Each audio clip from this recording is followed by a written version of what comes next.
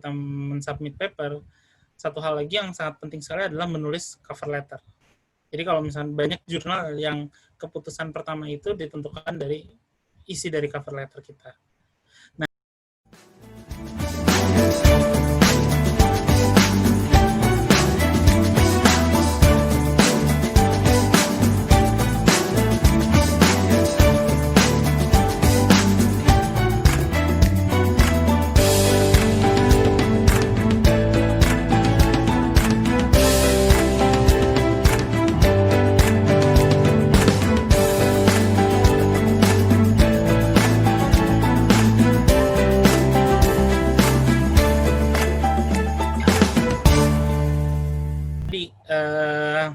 tadi saya udah menjelaskan anatomi paper seperti gimana. Jadi manuskripnya mulai membangun data, membuat representasinya seperti gimana, membuat introduction yang baik seperti apa, kemudian istilahnya menyusun manuskrip itu sendiri. Tetapi yang pertama harus kita yakinkan itu kan bukan reviewer, melainkan editorial board, di mana mereka membaca bisa 100 manuskrip per minggu, bisa 1000 manuskrip per minggu. Jadi mereka kadang nggak membaca manuskripnya, mereka membaca hal lain untuk memutuskan manuskrip itu pergi ke reviewer atau enggak. Yaitu makanya kalau kita melamar pekerjaan, kita mensubmit paper, satu hal lagi yang sangat penting sekali adalah menulis cover letter. Jadi kalau misalnya banyak jurnal yang keputusan pertama itu ditentukan dari isi dari cover letter kita. Nah, ini tips and triknya, ya tips saya menulis cover letter. Jadi usahakan membuat cover letter ya sepersonal mungkin. Cari tahu siapa editornya, kita harus tahu, tujukan ke editornya siapa.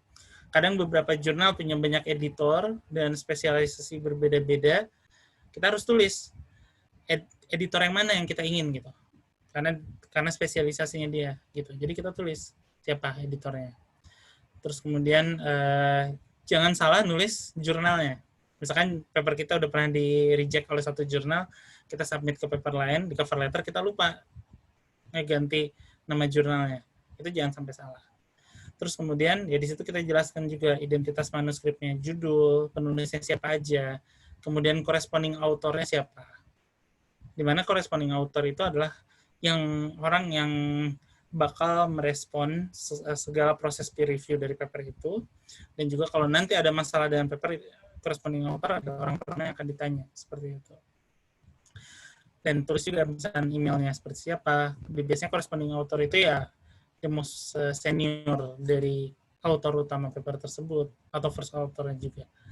Nah, kembali lagi, di cover letter, kita harus mensummarikan isi manuskrip kita dengan bahasa yang jauh lebih mudah.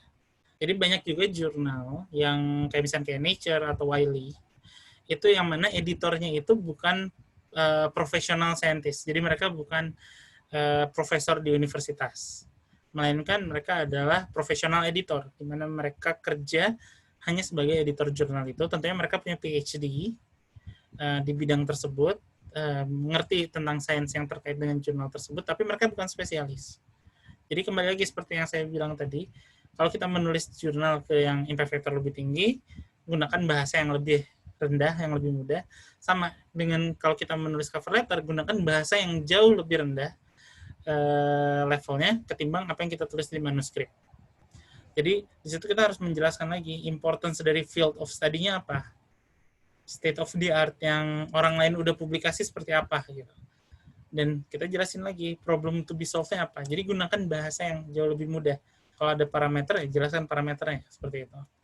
Nah, kemudian di paragraf berikutnya jelaskan isi manuskripnya, tujuan dan kesimpulannya apa. Jadi kita cuma ngomong itu aja. Terus apa yang baru? Novelty-nya kita bilang di cover letter ini. Ini loh barunya manuskrip ini dibandingin yang lain.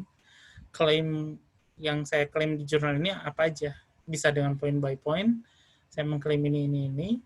Terus nanti diakhiri dengan impact-nya apa? Impact baik terhadap jurnal yang kita tuju, impact terhadap field of study-nya kita, dan juga impact terhadap science in general. Jadi itu tergantung lagi broad scope dari si jurnal itu sendiri. Dan sebetulnya cover letter itu adalah kesempatan di mana kita bisa mempropose kandidat reviewer. Kadang editor itu kan, mereka harus sebenarnya tugas mencari reviewer itu adalah editor. itu adalah tugasnya editor. Jadi mereka punya pooling of reviewer dari misalnya dari paper-paper yang udah pernah terbit di jurnal tersebut. Jadi mereka pilih berdasarkan expertise-nya, atau tadi seperti saya bilang, mereka cari dari reference list, dari daftar pustaka manuskrip yang disubmit, siapa yang kira-kira bisa jadi reviewer, berapa orang. Tapi kita juga sebagai author, kita bisa mempropose. Saya pengen manuskrip ini di-review secara fair oleh grup ini. Belum tentu juga sih editor bakal menuruti, tetapi dari sini membantu editor untuk memilih orang, memilih profil orang.